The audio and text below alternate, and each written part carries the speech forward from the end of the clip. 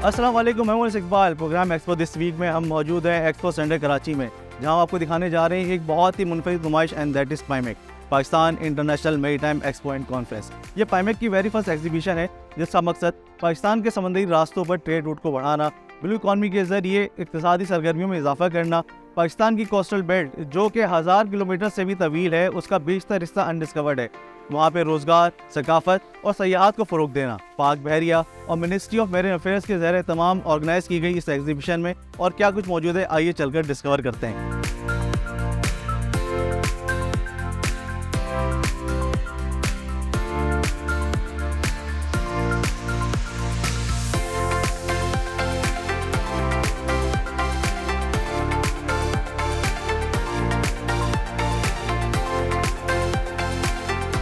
जी, इस वक्त हम मौजूद हैं कराची शिपयार्ड के पवेलियन पे। ये इदारा जो है ये जहाज़ बनाने की महारत रखता है। हमारे समंदर में जो हम जहाज़ देखते हैं, समुद्र को काटते हुए चलते हैं, वो बनाने की कारकर्दगी और महारत वो इसी इदारे की है। हमारे साथ मौजूद हैं कैप्टन सैयद तौसीफ़ साहब। इनसे थोड़ा सा पूछते हैं इस इदारे के बारे में और क्या इनका डोमेन है, किस तरह ये काम करते हैं, इनसे थोड़ी सी डिटेल लेते हैं। अस्सलाम वालेकुम, कैसे आप? ठीक ठाक हैं? अल्हम्दुलिल्लाह। जी बताइएगा, शिपयार्ड का हमारा इंजीनियरिंग का आपका डिपार्टमेंट है, किस तरह के जहाज़ आप लोग बनाते हैं और कि क्या इनोवेशंस आप लोग मज़ीद लेकर आ रहे हो? जी, मेरा नाम कैप्टन तौसीफ़ है and I M deputy general manager eight Karachi shipyard and engineering works.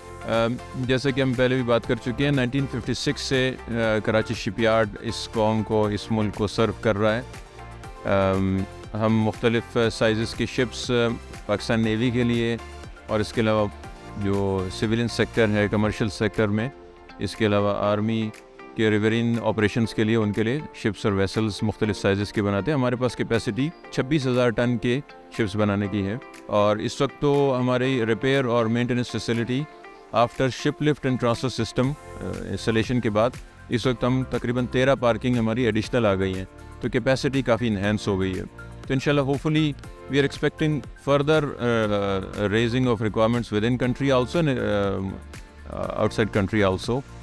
और पाइमेक में हम प्राउडली प्रेजेंट कर रहे हैं first edition of PIMEC 23 because of our unique stall and the ability to enhance indigenization in Pakistan. हमें बाकायदा अवार्ड भी मिला है।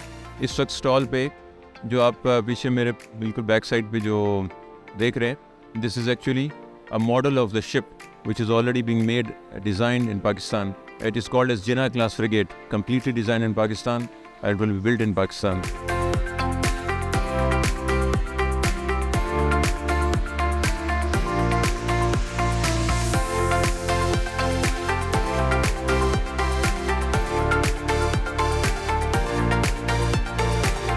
हम इस वक्त मौजूद हैं एक बहुत ही खूबसूरत पवेलियन पे। पाकिस्तान नेवी का पवेलियन है और पाकिस्तान नेवी है जिसने पूरी एग्जीबिशन सजाई है। ये सारा सहरा पाकिस्तान नेवी के सर जाता है। पहली बार ये पाइमेक ऑर्गेनाइज की गई है और ये पाकिस्तान नेवी ने ही कराई है। यहाँ हमारे साथ मौजूद हैं कैप्टन जुल्फ़िकार, उनसे ज़रा जानते हैं इसके बारे में। अस्सलाम वालेकुम। वालेकुम अस्सलाम। पाइमेक अपने तर्ज की पहली एक्टिविटी है, पहली नुमाइश है। ये पाकिस्तान नेवी का इनिशिएटिव है जिसका मकसद पाकिस्तान में ब्लू इकॉनमी को फ़रोग़ देना है। ब्लू इकॉनमी से मुराद इकॉनमी के वो मुख्तलिफ़ शोबाजात हैं जिनका ताल्लुक़ समंदर से होता है, बहरी सरगर्मियों से होता है, लेकिन जिसमें कि सी में transportation, shipping, ships construction, tourism, phishing, इसके अलावा समंदर में तेल की तलाश और इस तरह की बहुत सारी मुआशी सरगर्मियाँ शामिल हैं। पाइमेक का जो मकसद है वो ये है कि ऐसे तमाम इदारों को जो कि मकामी हो या इंटरनेशनल हो, प्राइवेट हो या गवर्नमेंट हो, उनको जो कि इस सरगर्मियों से मुताल्लिक़ हैं, जो कि ब्लू इकॉनमी की सरगर्मियों से मुताल्लिक़ हैं, उन सबको एक प्लेटफॉर्म पे लाया जाए, एक जगह पे जमा किया जाए, उनको एक मौका फराहम किया जाए कि वो आपस में इंटरेक्ट करें और जो भी उनकी सलाहियतें हैं, काबिलियतें हैं, वो उनसे दूसरों को आशना करें।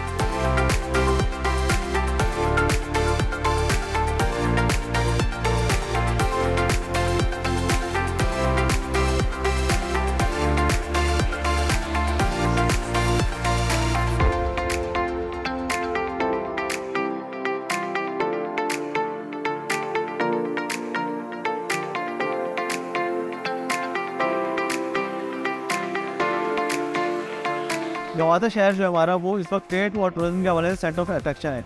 इस वक्त हम मौजूद है Gwadar port and free zone के स्टॉल पे और हमारे साथ है वहाँ के कंट्री मैनेजर शहजाद सुल्तान साहब। मुझसे थोड़ा सा जानेंगे गवादर की फ्री जोन के हवाले से, गवादर पोर्ट के हवाले से, वहाँ टूरिज्म के हवाले से ये क्या काम कर रहे हैं, इनसे थोड़ा सा डिस्कस करते हैं। Thank you so much. मेरा नाम Syed Shahzad and I am country head marketing and adviser to chairman for China overseas port holding company, the operator of Gwadar Port and developer of Gwadar Free Zone. Basically, China Overseas Port Holding Company concession holder है to operate Gwadar Port and develop Gwadar Free Zone. पिछले साल जितने हमारे गुजरे हैं उसमें phase 1 Gwadar port का और गवादर फ्री जोन का कंप्लीट हो चुका है, जिसमें हमारे पास पोर्ट के ऊपर वेरियस एक्टिविटीज़ स्टार्ट हो चुकी हैं, starting from containerise cargo, bulk cargo, LPG cargo and now the most important is the Afghan transit trade.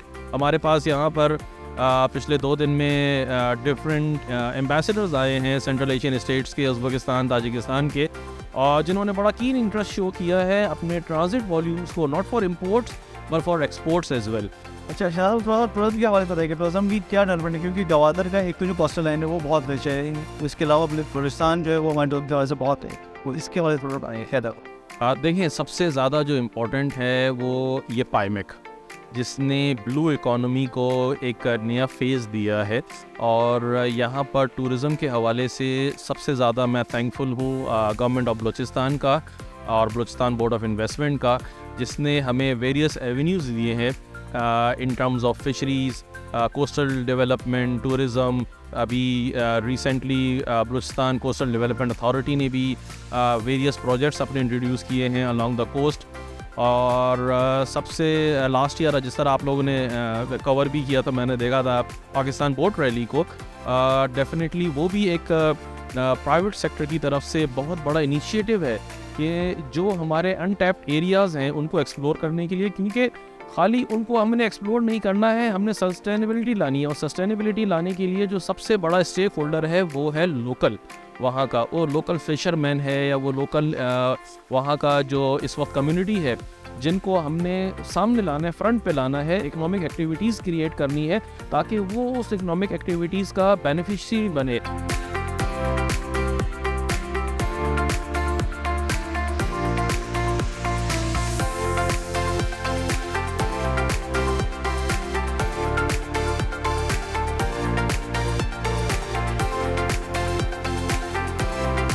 यहाँ पब्लिक और प्राइवेट सेक्टर्स, मकामी बैनुल अक़वामी कंपनीज़ ने अपनी प्रोडक्ट्स, सर्विसेज और इनोवेशंस को बहुत अच्छे तरीके से डिस्प्ले किया हुआ है।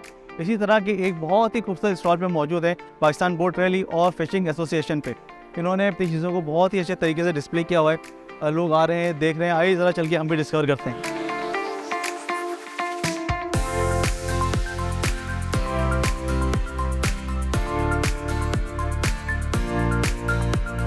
हमारे साथ मौजूद है पाकिस्तान बोट रैली और फिशिंग टूर्नामेंट के CEO अहमद मामूर अमीमी, जो पहले भी एक बोट रैली ऑर्गेनाइज कर चुके हैं 2022 में, और 2023 से फिर एक लॉन्गेस्ट बोट रैली करने जा रहे हैं। तो इनसे ज़रा पूछते हैं इनकी एक तो इस इनिशिएटिव के बारे में, इनके थॉट्स के बारे में, और आगे जो करने जा रहे हैं इनकी जो प्लान्स हैं उसके बारे में जानते हैं। अस्सलाम वालेकुम। वालेकुम अस्सलाम। थैंक यू डिस्कवर पाकिस्तान के थ्रू जना आपने हमें ऑन बोर्ड लिया और हमारा मैसेज जना लाउड एंड क्लियर आप लोग पहुंचा रहे हैं। डिस्कवर पाकिस्तान हमारा जो है मीडिया पार्टनर भी है इस इवेंट का।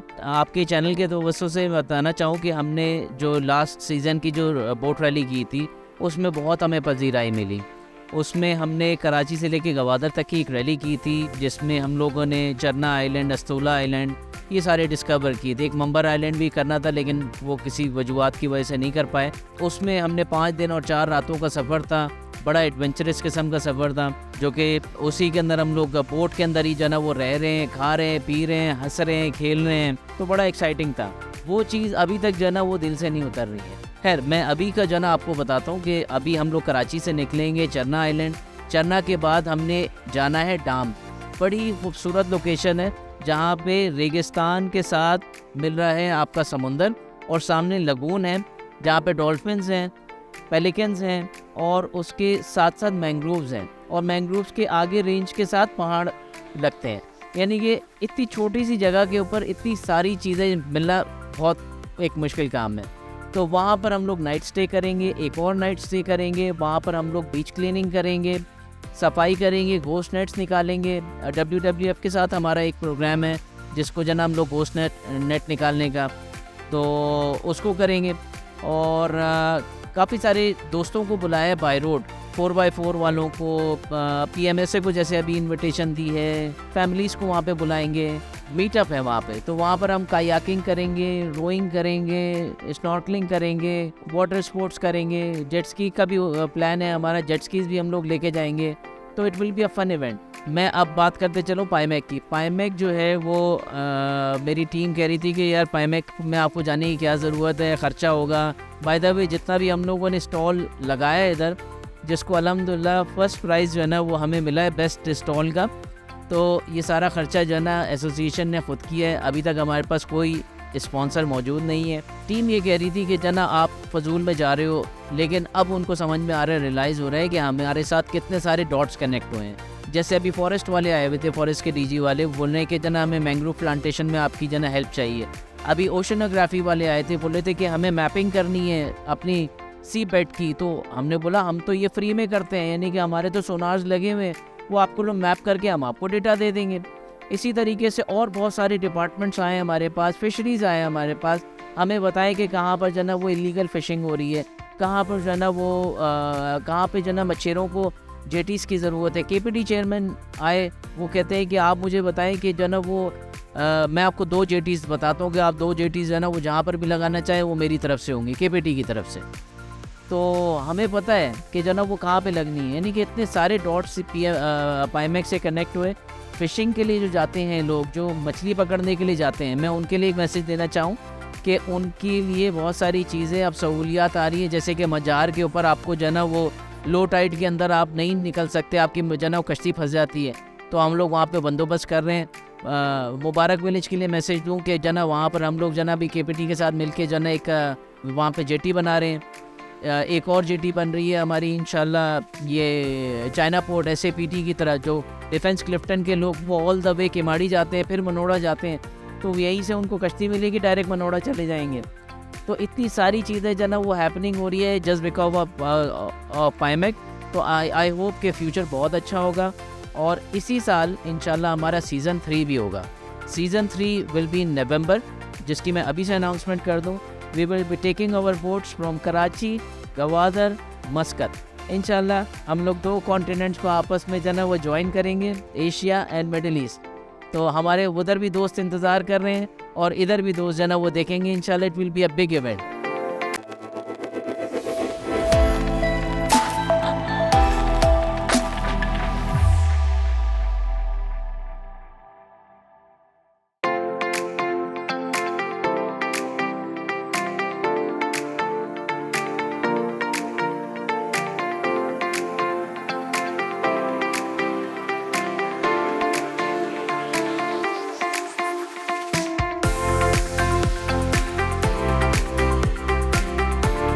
इस एग्जीबिशन का 65 से ज़ायद ममालिक के तकरीबन 15,000 नुमाइंदों ने दौरा किया, जहां उन्हें ब्लू इकॉनमी और मैरी टाइम के पोटेंशियल से आगाही दी गई। यहां शिरकत करना उनके लिए काफ़ी सूदमंद भी रहा।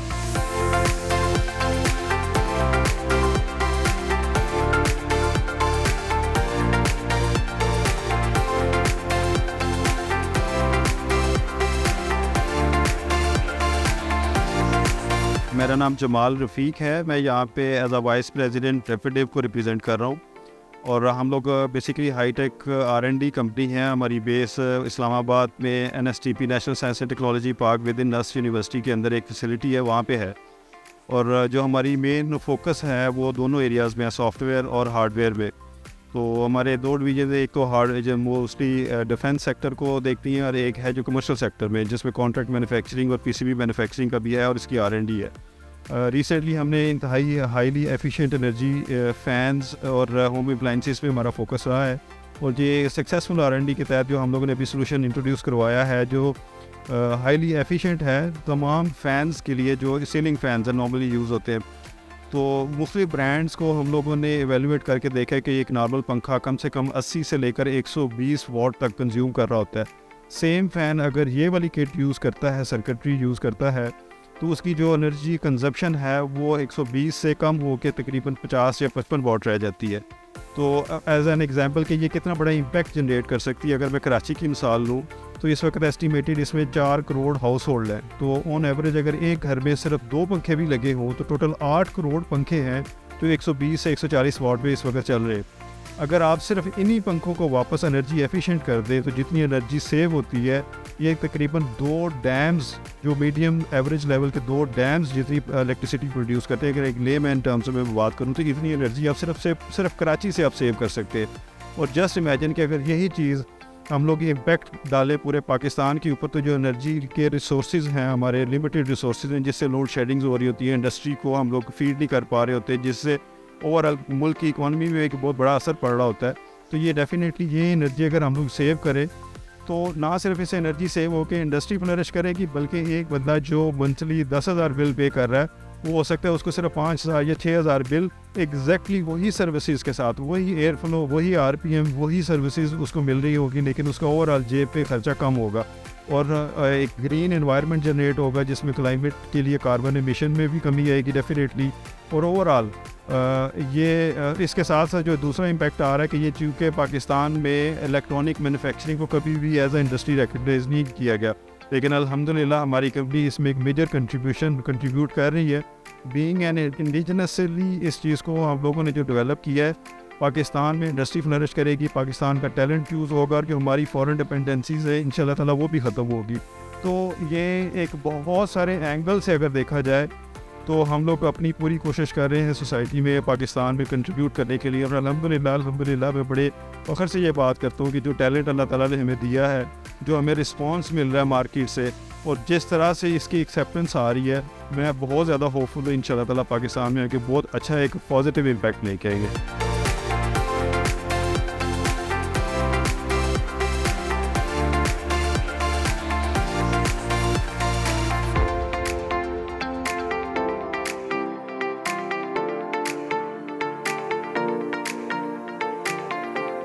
इस वक्त हम मौजूद हैं पाकिस्तान मेरीटाइम सिक्योरिटी एजेंसी के पवेलियन में। यहाँ पे हमारे साथ मौजूद है कमांडर मोहम्मद अकील साहब, जो कि हमें बताएंगे कि ये किस तरह इन्होंने हमारी समंदरी हदूद को महफूज कर रखा है, जो कि एक बहुत ही एक अहम इनका इदारा है। ये महफूज करते हैं हमारी समंदरी हदूद को और उससे एक अमन कायम रहता है हमारे डीप सी में भी। फिर जो हमारे मछेरे फिशिंग के लिए जाते हैं वो एक महफूज रहते हैं। फिर हमारे जो टूरिज़म है, जो डाइवर्स जाते हैं, उनको एक बेहतर जो है सिक्योर वहाँ पे इन्वायरमेंट प्रोवाइड किया जाता है। तो अकील साहब हमारे साथ हैं, ज़रा इनसे पूछते हैं, दरियाफ़्त करते हैं कि किस तरह इन्होंने हमारी चीज़ों को महफूज बना रखा है। अस्सलाम वालेकुम। Assalamu alaikum sir, thank you for having me. I'm Commander Mohammad Akil, Commanding Officer 93 PMSA Squadron. Basically अगर मैं PMSA को डिफ़ाइन करूँ तो Pakistan maritime security agency is the sole law enforcement agency at sea. उसको और मैं सिंपलिस्टिक वे में बताऊँ तो it has the policing role which the police has on land. PMSA does that role, performs that role at sea. So सी में हम जो broader contours जो देखते हैं, अगर लॉ इन्फोर्समेंट की टर्म्स में देखूँ तो all type of illegal activities जो फिशिंग के फॉर्म में हो रही है या नारकोटिक्स ट्रैफिकिंग की फॉर्म में हो रही है या ह्यूमन ट्रैफिकिंग की फॉर्म में हो रही है, तो हम उसको रोकते हैं और उसकी वजह से अपने सीज़ को मज़ीद सिक्योर करते हैं। इसके साथ साथ ये तो है सोल हमारा रोल। इसके अलावा हम इसको एक होलसम टर्म में अगर देखा जाए तो हम डिफरेंट मिनिस्ट्रीज़ के अंडर डिफरेंट रोल्स परफॉर्म करते हैं, जिसमें रिसर्च, मेरीन रिसर्च को हम फैसिलिटेट करते हैं, जिसमें जैसा कि आज आप मिलेंगे डिफरेंट टीम से, डिफरेंट कॉलेजेस, डिफरेंट यूनिवर्सिटीज़ के स्टूडेंट यहाँ पे आए हुए हैं जो रिसर्च फेलोज़ हैं ऑन बिहाफ ऑफ PMSA, जिनको PMSA फैसिलिटेट कर रहा है research facility in marine lifes, ecosystems, climate change, different fields पे। अच्छा, आप लोग फैसिलिटेट भी करते हैं, जो रिसर्चर्स आते हैं, डाइवर्स आते हैं, कोरोना लाइफ को एक्सप्लोर करते हैं? डेफिनेटली सर, हम जितने रिसर्चर्स आते हैं, एज आई मैंशनड अर्लियर कि one of the Malaysian delegate which is here, actually they are the marine scientist, वो यहाँ पे रिसर्च पर्पस के लिए आए हैं और one of our screen is dedicated to them on our stall also. So they will be flying with us and we will take them to Churna Island and to Askola Island, जहाँ से वो different type के samples collect करेंगे और definitely वो within at national level पे भी universities को वो फैसिलिटेट किया जाएगा और होंगी यूनिवर्सिटीज़ उनकी रिसर्च से, और इंटरनेशनली डेफिनेटली ये हमारा पॉइंट ऑफ व्यू कन्वे होगा कि we are working towards the protection of ecosystems and the overall contribution towards the climate change. Ecosystem पे आप लोग काम कर रहे हैं, उसको थोड़ा डिफाइन करेंगे, उसमें क्या क्या चीज़ आती हैं? इकोसिस्टम में सर ब्रॉडली अगर मैं आपको बताऊं तो उसमें under ministry of climate change हम जो है हमें एक रोल असाइन किया है कि protection of marine protected areas, जिसमें से अस्तोला तो एक डिक्लेयर्ड MPA है, उसके अलावा फ्यूचर में जो होगा Churna island also that will also be MPA, तो उसको उसकी सर्वेलेंस करना, वहाँ पे इलीगल फिशिंग रोकना, ऐसी एक्टिविटी जो वहाँ पे मेरीन लाइफ जो इकोसिस्टम एग्जिस्ट करता है in form of coral leaves, वहाँ पे फिशरी जो है उसको प्रोटेक्ट करना.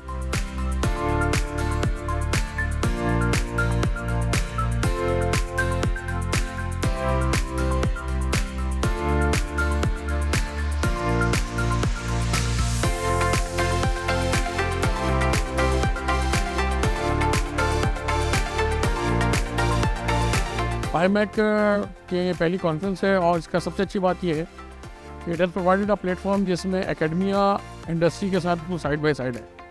मेरीन सेक्टर वो एरिया है जो कि पाकिस्तान में टोटली अनटैप्ड है और अभी तक एकेडमिया के दिमाग में ये कॉन्सेप्ट है और बहुत रासिख है. जो मेरीन के प्रोजेक्ट्स हैं वो बहुत टिपिकल होते हैं और उनके लिए बहुत ज़्यादा एक्सपर्टीज़ चाहिए. तो there is a lot of gap between the understanding of the academia and the understanding of the requirement of the industry. ये प्लेटफॉर्म एक ऐसी जगह है जहाँ पर हमने बहुत सारी इंडस्ट्री को, बहुत सारे लोकल और इंटरनेशनल वेंडर्स के साथ मुलाकात की. हमें उनकी रिक्वायरमेंट समझने का मौका मिला और उनको हमारी स्ट्रेंथ और कैपेबिलिटीज़ के बारे में पता चला. I hope it will pave something which is very fruitful for Pakistan, for academy of Pakistan and for the industry.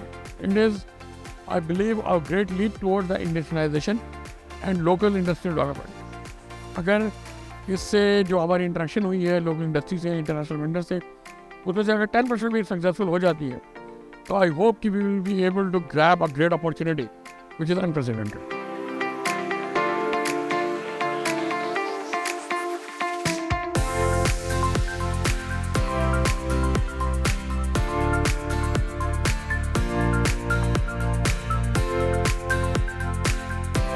और यहाँ बहुत सारे इंटरनेशनल स्टॉल्स हैं, वेंडर्स आए हुए हैं, अपनी प्रोडक्ट्स और सर्विसेज को डिस्प्ले कर रहे हैं. या हमारे सीधे हाथ पे एक स्टॉल है इराकी कंपनी का. आइए ज़रा चल के इससे बात करते हैं कि ये यहाँ पे अपनी क्या चीज़ें लेकर आए हैं.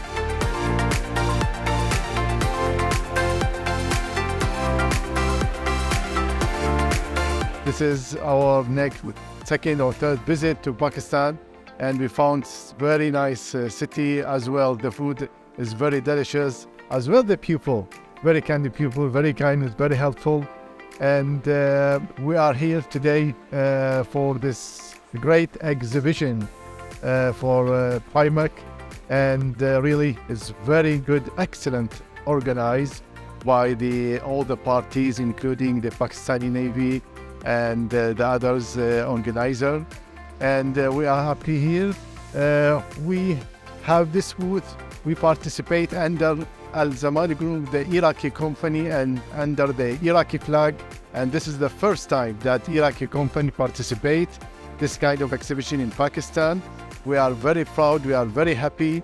And within this exhibition, we sign joint venture agreements with Karachi Shipyard.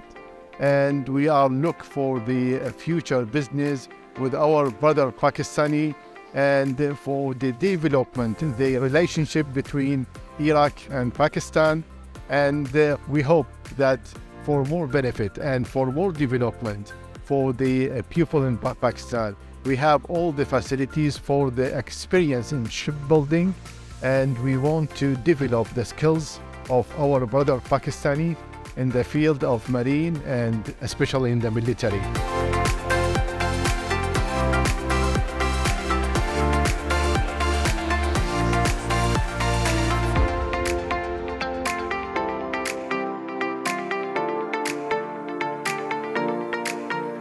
पाक बहरिया के ज़ेर इंतज़ाम इस नुमाइश ने अपने मकासद को इंतहाई खुश असलूबी से अबूर किया, जहाँ इंटरनेशनली पाकिस्तान की ब्लू इकॉनमी के तस्वुर को वाज़े किया गया.